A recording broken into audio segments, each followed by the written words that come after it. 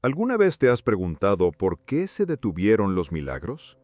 ¿Por qué las sanaciones, las transformaciones, las intervenciones divinas que un día fluyeron como ríos a través de las manos de los fieles parecen haberse secado en nuestra era moderna?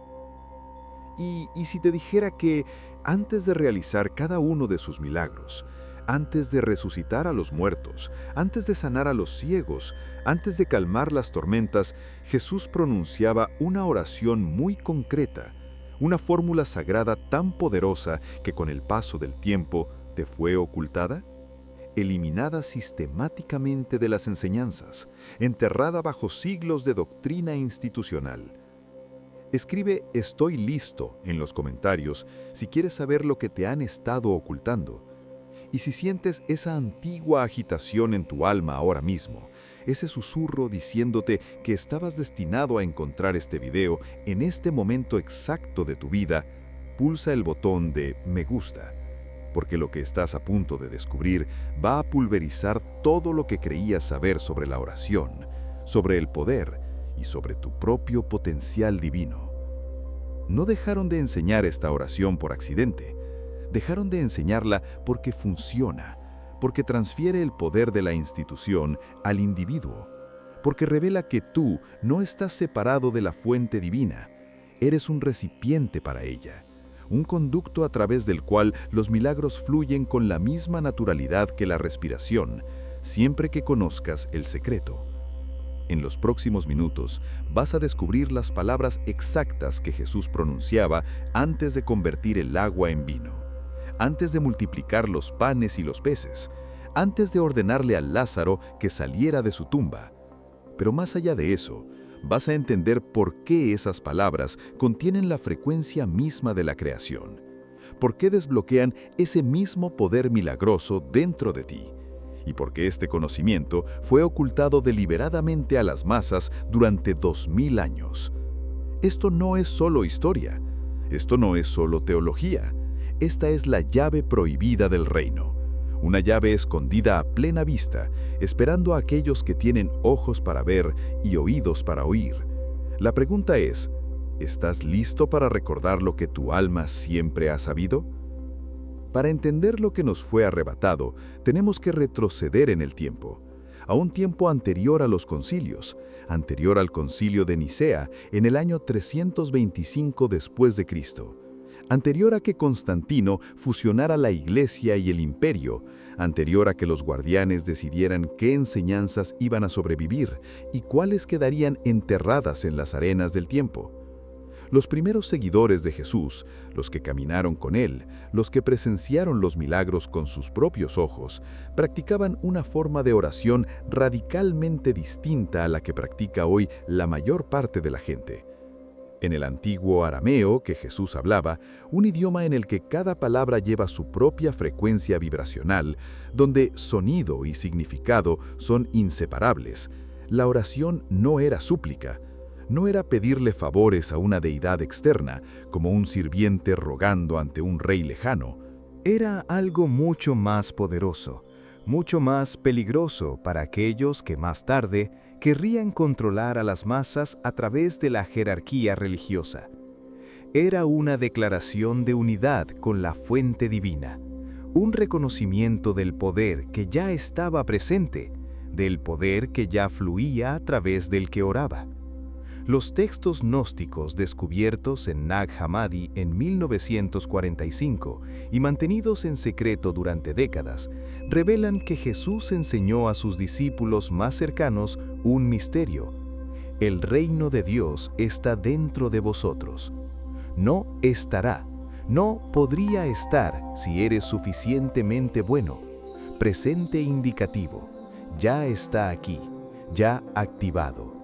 El Evangelio de Tomás, excluido de la Biblia canónica, registra a Jesús diciendo: si sacáis lo que está dentro de vosotros, lo que tenéis os salvará. Si no sacáis lo que está dentro de vosotros, lo que no tenéis os destruirá. Eso no era poesía, eso era instrucción.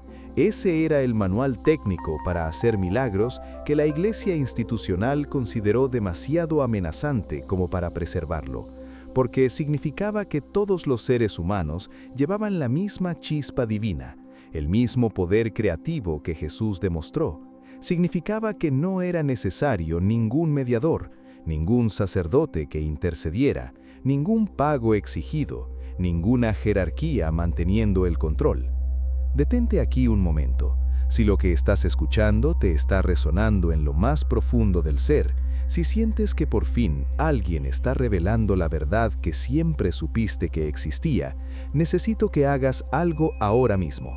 Suscríbete a Propósito Divino. No después, ahora, porque lo que viene a continuación es la revelación completa de la oración exacta que Jesús usaba antes de cada milagro. Y solo quiero que esto llegue a aquellos que estén verdaderamente preparados. Baja a los comentarios y escribe «Recuerdo mi poder». 3 palabras, porque al escribirlas estás declarando que ya no eres un mendigo espiritual esperando migajas del cielo. Eres un co-creador consciente, recordando su naturaleza divina. Hazlo ahora. Luego continuamos con la revelación que te va a cambiar la vida para siempre. En la tradición mística hebrea de la Cábala, con la que Jesús habría estado profundamente familiarizado como rabino erudito, existe un concepto llamado Kavaná. Es la intención y la conciencia que están detrás de la oración, aquello que transforma meras palabras en auténticos actos de creación.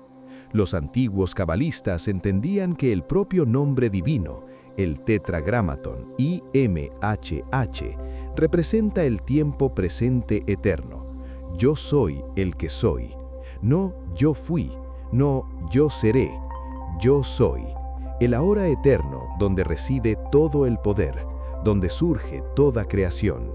Antes de cada milagro, Jesús entraba en ese estado de conciencia del yo soy. No le pedía a Dios que sanara a alguien, como si Dios estuviera separado, como si el poder estuviera en algún otro lugar. Daba gracias como si el milagro ya hubiera ocurrido, porque en el reino del yo soy, en el campo cuántico de la posibilidad infinita, ya había ocurrido. Hablaba desde el final, desde el lugar de completud, colapsando la onda de potencial en la partícula de manifestación mediante la frecuencia vibracional de la gratitud y el conocimiento absoluto. Los esenios, aquella secta mística judía con la que muchos estudiosos creen que Jesús estuvo conectado, practicaban una forma de oración que ellos mismos llamaban la oración del sentimiento. Los textos esenios antiguos la describen como invocar el sentimiento del deseo cumplido, rodearte con la emoción de haber recibido ya lo que anhelas. Ellos entendían algo que la física cuántica solo confirmaría 2000 años después, que el observador afecta a lo observado, que la conciencia da forma a la realidad, que el sentimiento es el lenguaje que habla al campo de todas las posibilidades. Pero cuando el Imperio Romano adoptó el cristianismo como religión oficial, algo cambió. Las enseñanzas tuvieron que estandarizarse, controladas, adaptadas para sostener la jerarquía del poder. Las oraciones se convirtieron en peticiones. Los humanos se convirtieron en pecadores separados de Dios, que requerían intermediarios. La conexión directa, el poder del yo soy que Jesús había demostrado y enseñado, se convirtió en herejía. Los místicos que a lo largo de los siglos redescubrieron estas verdades, Meister Eckhart, Hildegarda de Bingen, Giordano Bruno, fueron silenciados, exiliados o quemados en la hoguera. La oración que Jesús utilizaba no quedó registrada en los evangelios canónicos como una fórmula para ser repetida, porque no se trataba solo de las palabras, se trataba de la conciencia, de la frecuencia, del estado de ser desde el cual esas palabras emergían. Se trataba de recordar quién eres, no un mendigo ante un trono lejano, sino un ser divino temporalmente vistiendo piel humana, equipado con el mismo poder creativo que pronunció el universo a la existencia. Entonces, ¿cuál era esa oración? ¿Cuáles eran las palabras exactas que Jesús pronunciaba antes de ordenarle a la tormenta que se calmara, antes de decirle al hombre paralítico que se levantara y caminara, antes de llamar a Lázaro desde la muerte misma. Para entenderlo, tenemos que mirar más allá de las traducciones al español, más allá incluso de los manuscritos griegos. Tenemos que ir al corazón arameo de lo que realmente se dijo, y más importante aún, a la conciencia desde la que emergió. En el Evangelio de Juan, capítulo 11, antes de que Jesús resucitara a Lázaro, encontramos el único caso registrado en el que el velo se retira y se nos permite escuchar qué oraba Jesús antes de realizar un milagro. Está de pie ante la tumba y pronuncia estas palabras: Padre, te doy gracias porque me has escuchado. Yo sabía que siempre me escuchas, pero lo digo por el bien de la gente que está aquí, para que crean que tú me has enviado. Lee esas palabras otra vez, despacio, deja que penetren. Te doy gracias porque me has escuchado. Tiempo pasado, antes de pronunciar el mandato, antes de que Lázaro emergiera, antes de que el milagro se manifestara en el reino físico, Jesús ya estaba dando gracias por su completud. No estaba pidiendo, no estaba esperando, no estaba rogando: Dios, por favor, si es tu voluntad, quizá consideres ayudarlo. Estaba reconociendo lo que ya existía en el reino del potencial divino, en el campo de la posibilidad infinita. Este es el secreto que dejaron de enseñar. Esta es la llave prohibida. La oración no es petición, es declaración. No se trata de pedir algo que no tienes, se trata de dar gracias por lo que ya es en el reino invisible, llamándolo así a la manifestación visible. Pero aquí hay algo todavía más profundo, escondido en el propio arameo. Cuando Jesús dijo Padre, utilizó la palabra Abún, un término que no significa una figura patriarcal sentada en un trono distante. En arameo, Abún se refiere a el que da nacimiento, la fuente, el útero cósmico de la creación, el campo de potencial infinito del cual emergen todas las cosas. Es el campo unificado que los físicos cuánticos nos dicen hoy que subyace a toda la realidad, el campo de punto cero, donde la materia y la energía bailan en posibilidad eterna. Cuando Jesús dijo, «Te doy gracias porque me has escuchado», lo decía desde un estado de unidad absoluta con esa fuente. La estructura aramea revela algo que la traducción al español oculta. Él no le estaba hablando a Dios como a alguien separado de sí mismo, estaba hablando desde la conciencia de Dios dentro de sí mismo. El sujeto y el objeto colapsaron en uno. La oración y el orante se convirtieron en un único acto de creación. Piénsalo así. Imagínate de pie ante un océano inmenso. La mayor parte de la gente reza como si estuviera en la orilla, gritando a través del agua hacia alguien que está al otro lado, esperando que su voz llegue lo suficientemente lejos para ser escuchada. Pero Jesús entendía que él no estaba en el borde del océano. Él era el océano experimentándose temporalmente como una ola. Cuando una ola reconoce su verdadera naturaleza como océano, ya no necesita pedirle permiso al océano para subir o bajar, simplemente se mueve con el poder natural que es. Por eso Jesús decía, una y otra vez, cosas que confundían e incluso enfurecían a las autoridades religiosas de su tiempo. Yo y el Padre somos uno. Antes de que Abraham fuera, yo soy. Las obras que yo hago, vosotros también las haréis, y haréis obras aún mayores que estas. No estaba reclamando ser el único hijo de Dios, estaba reclamando que todos somos hijos e hijas de la fuente divina, que todos llevamos ese mismo poder creativo, esa misma capacidad de hablar la realidad a la existencia desde la conciencia de unidad.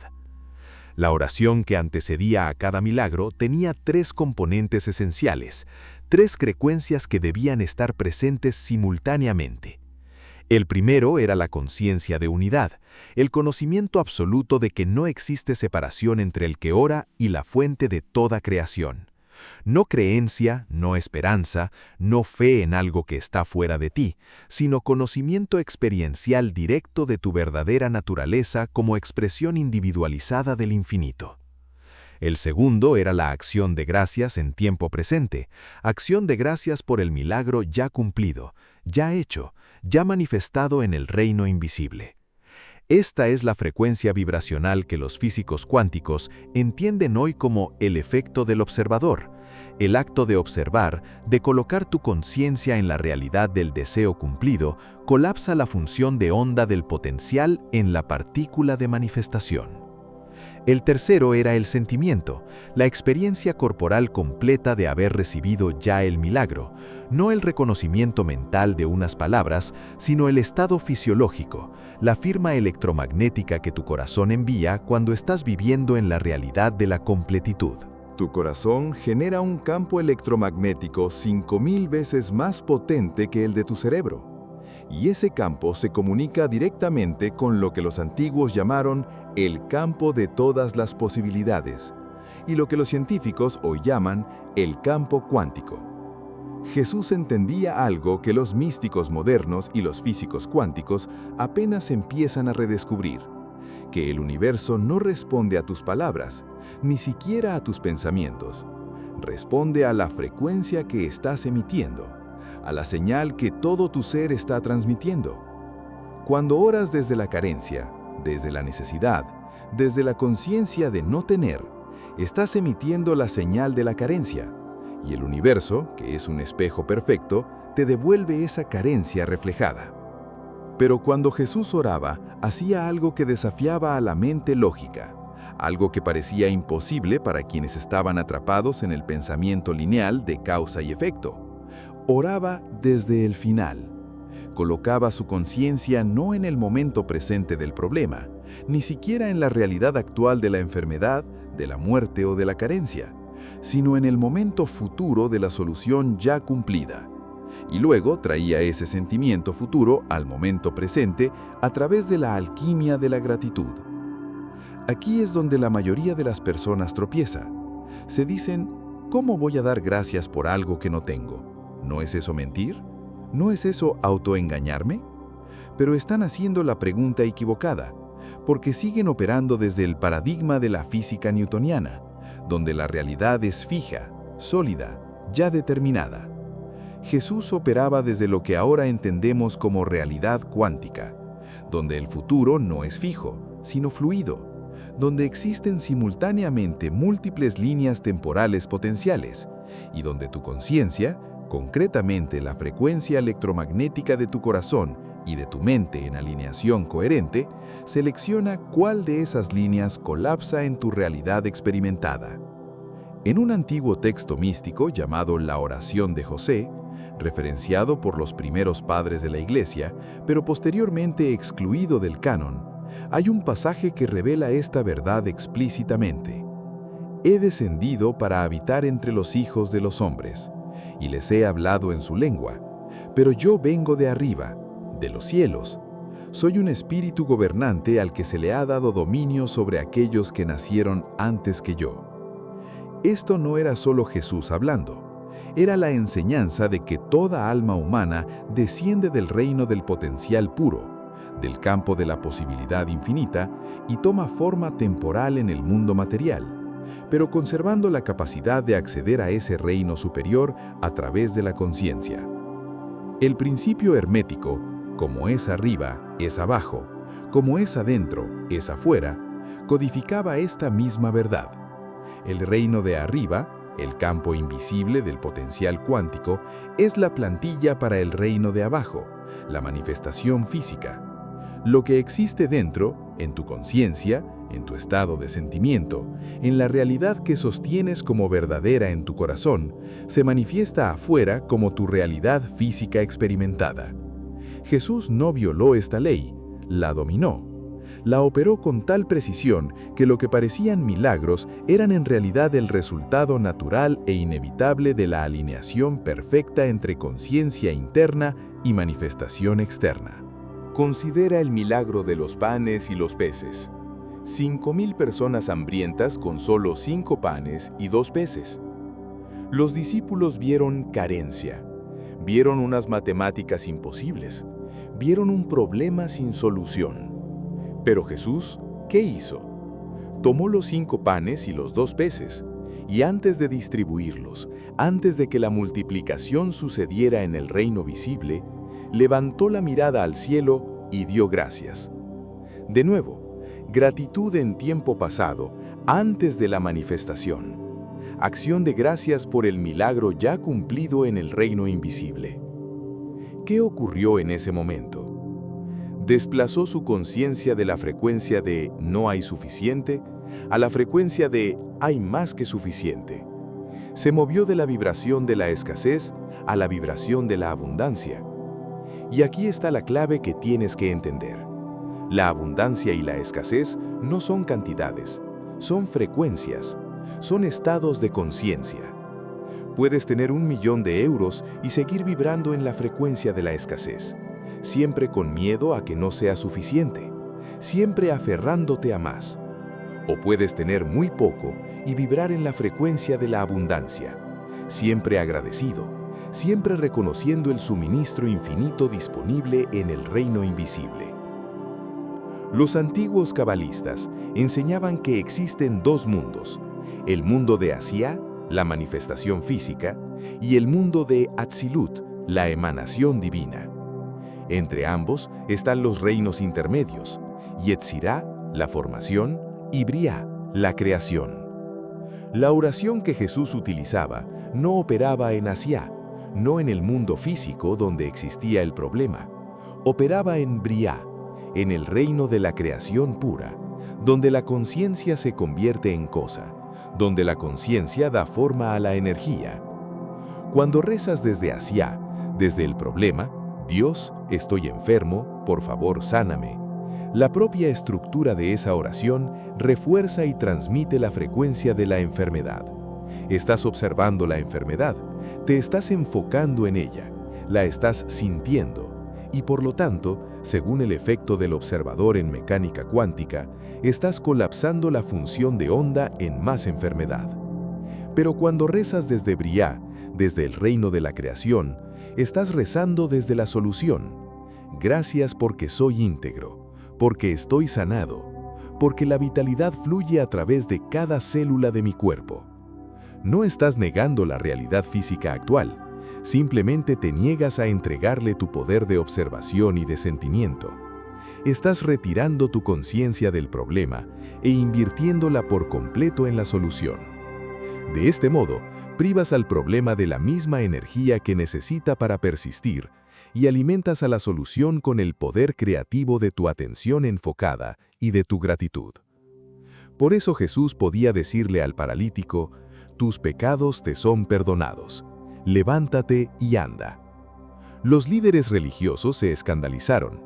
¿Qué tenía que ver el perdón de los pecados con la curación física? Todo, porque en el misticismo arameo, pecado no significa falta moral, significa errar el blanco, estar desalineado con tu verdadera naturaleza como ser divino. La parálisis no era solo física, era espiritual, emocional, mental. Era la manifestación externa de una conciencia que había olvidado su verdadera naturaleza, que se había identificado con la limitación, con la separación, con la impotencia. Cuando Jesús dijo, «Tus pecados te son perdonados», estaba haciendo algo mucho más radical que otorgar perdón moral. Estaba declarando la restauración de ese hombre a su verdadera naturaleza, su realineación con la fuente divina. Estaba llamando al recuerdo de quién era realmente aquel hombre, por debajo de las capas de trauma, de limitación y de identidad falsa. Y desde esa conciencia restaurada, desde ese recuerdo de la naturaleza divina, la curación física no fue una intervención sobrenatural, fue el resultado natural e inevitable. El Evangelio de Felipe, otro texto gnóstico excluido del canon, declara: la luz y la oscuridad, la vida y la muerte, la derecha y la izquierda, son hermanos, son inseparables. Por esto ni lo bueno es bueno, ni lo malo es malo, ni la vida es vida, ni la muerte es muerte.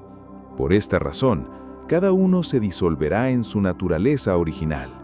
pero aquellos que son exaltados por encima del mundo son indisolubles, eternos. Este pasaje revela el secreto.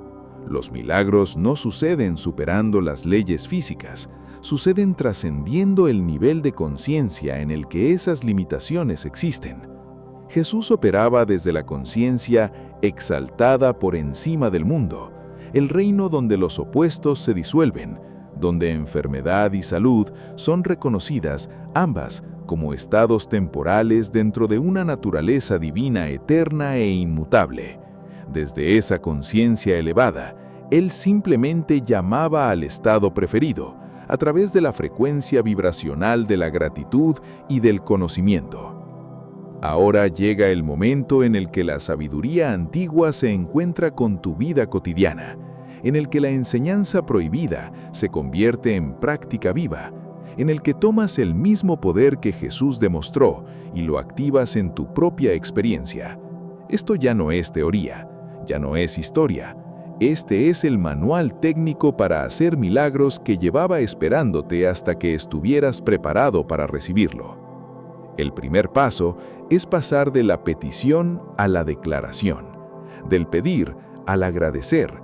A partir de hoy, cada vez que ores, ya sea por sanación, por abundancia, por guía o por cualquier otro deseo, tienes que reestructurar toda la conciencia desde la cual oras.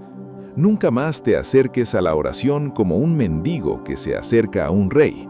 Acércate tal y como Jesús lo hacía, como un ser divino temporalmente vistiendo forma humana, hablando desde la fuente, no a la fuente. Aquí tienes la fórmula práctica. Primero, identifica lo que deseas: sanación, avance económico, una relación restaurada, inspiración creativa, lo que sea. Ahora cierra los ojos y desplaza tu conciencia fuera de la circunstancia presente donde existe el problema. No niegues que está ahí, pero retira simplemente tu poder de observación de él. Haz varias respiraciones profundas. Inhala por la nariz y exhala por la boca. Cada exhalación libera tensión. Cada inhalación te lleva más hondo al momento presente, al campo de posibilidad infinita que existe aquí mismo, ahora mismo, por debajo del ruido superficial del mundo material. Ahora pronuncia estas palabras o palabras como estas con tu voz auténtica.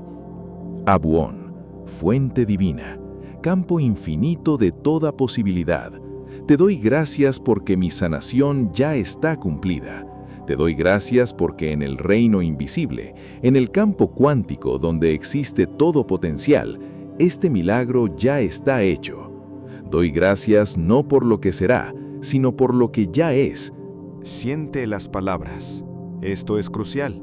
No las digas solo mentalmente. Siéntelas en el pecho, en el corazón, en el vientre.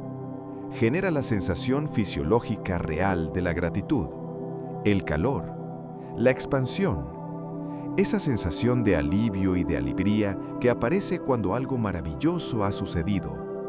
Tu cuerpo no distingue entre algo que ha sucedido en la realidad física y algo que estás experimentando en la imaginación con pleno detalle sensorial. Para tu sistema nervioso, para tu campo electromagnético, para el campo cuántico que lee tu señal, todo es igualmente real. Permanece en ese sentimiento durante al menos 3 o 5 minutos. Esto no es tiempo perdido. Esta es la acción más poderosa que puedes emprender. En esos minutos de oración sentida, genuina, 2 veces al día, durante 30 días, van a recablear toda tu firma electromagnética con mucha más fuerza que 5 horas de súplica desesperada una vez al mes. Pero aquí es donde la mayoría de la gente encuentra el muro. El punto donde la práctica se desmorona, la brecha entre la oración y la manifestación.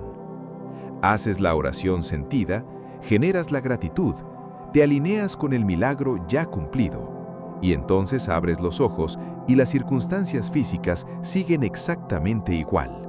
La cuenta bancaria sigue mostrando carencia, el cuerpo sigue mostrando síntomas, la relación sigue mostrando distancia, y la duda se cuela como un ladrón, robándote la semilla que acabas de plantar antes de que tenga tiempo de germinar.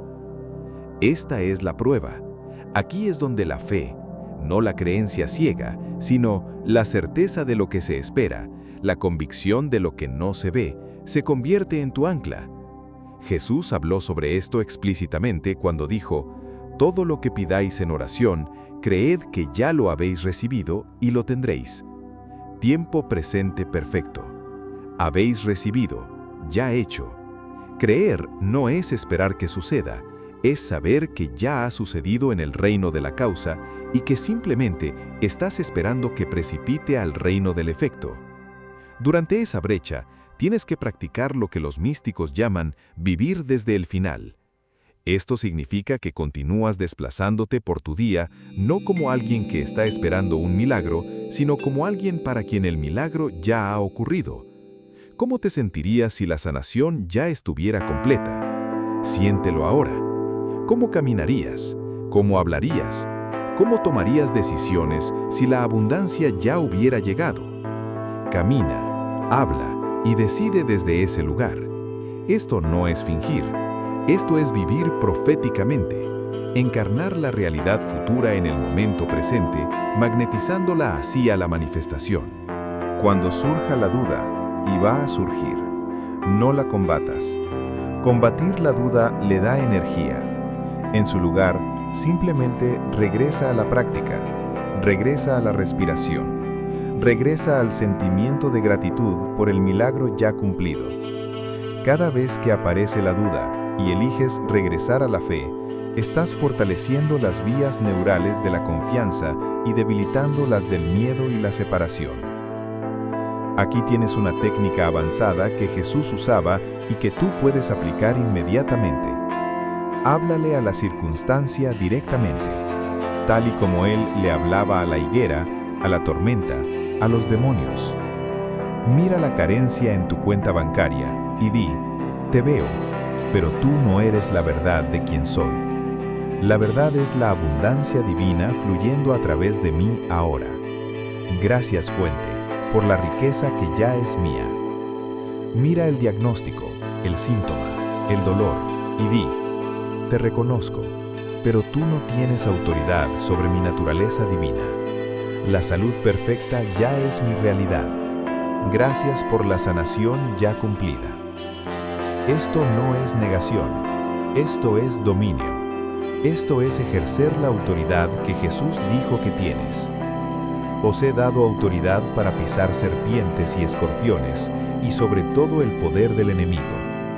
El enemigo no es ningún ente externo, es la conciencia de la separación, de la limitación, de la impotencia, y no lo vences luchando contra él, sino colocando tu conciencia en una octava superior, donde él sencillamente no puede existir.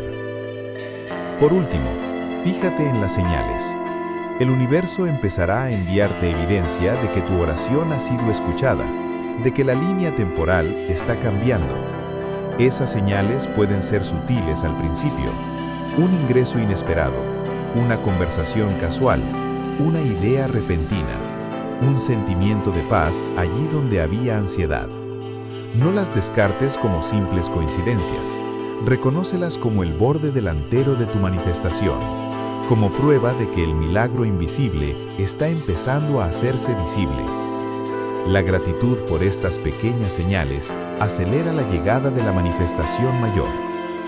Ahora tienes en tu conciencia aquello que fue ocultado deliberadamente, aquello que fue retirado sistemáticamente de las enseñanzas, aquello que los guardianes institucionales decidieron que era demasiado peligroso que supieran las masas. La oración que Jesús utilizaba antes de cada milagro no era un secreto porque fuera compleja, era un secreto porque era demasiado simple, demasiado poderosa, demasiado democratizadora. Revelaba que tú no necesitas intermediarios, no necesitas permiso, no necesitas ganarte tu camino hacia el favor divino.